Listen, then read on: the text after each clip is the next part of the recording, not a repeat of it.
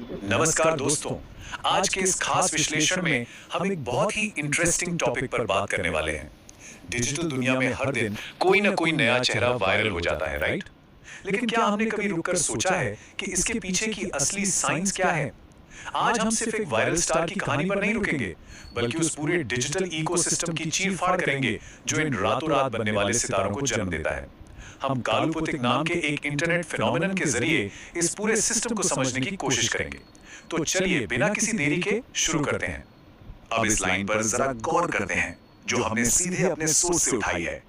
कैसे internet trends ने उन्हें एक मशहूर वायरल पर्सनालिटी बना दिया। ये एक बहुत ही पावरफुल स्टेटमेंट है। ये हमें सोचने पर मजबूर करता है कि जो डिजिटल शोहरत हम रोज अपनी स्क्रीन पर देखते हैं वो कोई इत्तेफाक नहीं है, कोई जादू नहीं है जो रातों रात हो जाता है। इसे बहुत ही बारीकी से डिजाइन किया जाता है।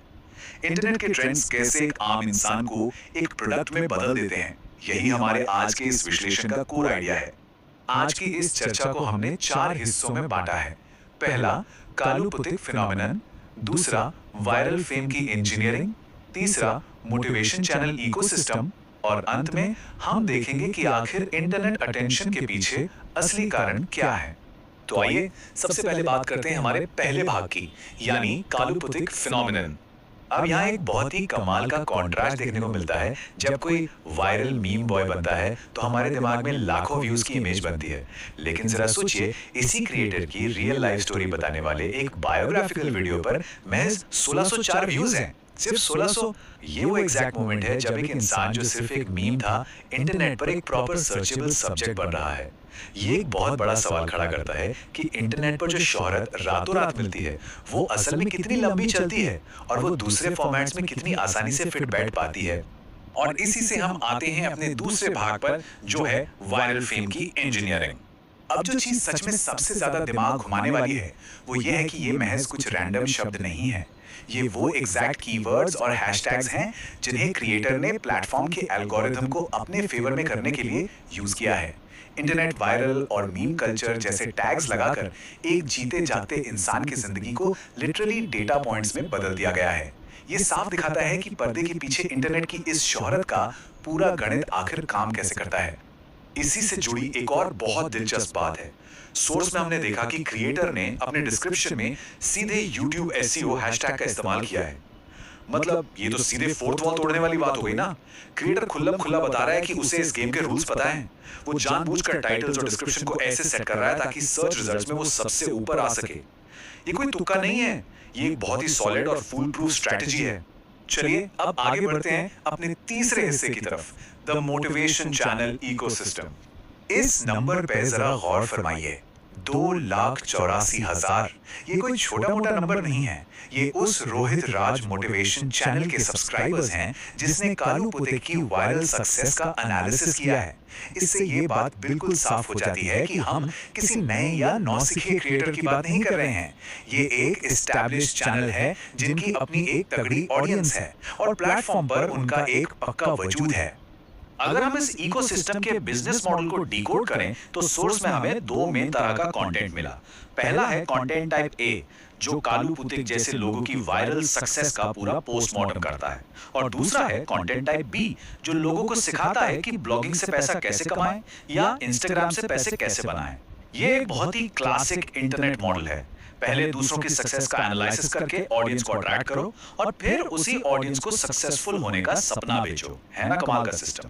अब आते हैं अपने आखिरी और शायद सबसे जरूरी भाग पर।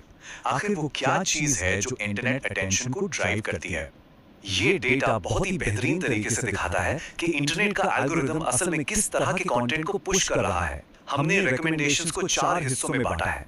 एक तरफ डॉली चाय वाला फ्रेंचाइजी स्कैम जैसे डार्क ट्रूथ्स हैं जिनमें 1.7 मिलियन व्यूज हैं, तो दूसरी तरफ करण औजला और राज शामानी के पॉडकास्ट जैसे डीप डाइव्स पर 4.5 मिलियन व्यूज हैं। कॉमेडी कंटेंट को 1,30,000 व्यूज मिल रहे हैं, जबकि जनरेशन जी में जातिवाद जैसे सीरियस सामाजिक मुद्दों पर भी 1.1 मिलियन लोग अपना अटेंशन दे रहे हैं। ये पूरी तरह से हमारी आज की डिजिटल कंजम्पशन हैबिट्स का एकदम सटीक आईना है।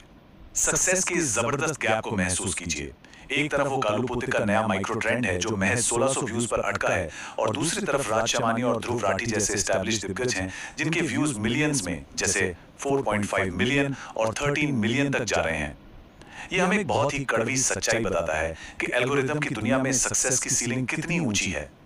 जो बड़े प्लेयर्स इस गेम को समझ चुके हैं वो इस अटेंशन इकोनॉमी का सबसे बड़ा हिस्सा ले उठते हैं और नए ट्रेंड्स बस एक विशाल सागर में एक छोटी सी लहर बनकर रह जाते हैं।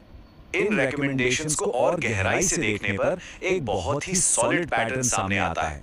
एल्गोरिदम लगातार उन चीजों को बूस्ट कर रहा है जो किसी स्कैम का पर्दाफाश करती हैं या फिर किसी डार्क रियलिटी को सामने लाती हैं। चाहे वो दुबई की मॉडलिंग एजेंसीज का कैंडी गर्ल्स एक्सपोज हो, फूड स्कैमर्स हो या फिर डार्क वेब किंग रॉस उल्ब्रिच की कहानियां हो। और हाँ, लोग रानू मंडल जैसे पुराने वायरल चेहरों का आज का सच जानने के लिए भी उतने ही एक्साइटेड रहते हैं। इससे एक बात तो पक्की हो जाती है कि ऑडियंस हमेशा उस छिपे हुए सच की तलाश में रहती है जो इन चमक धमक वाले चेहरों के पीछे छिपा होता है।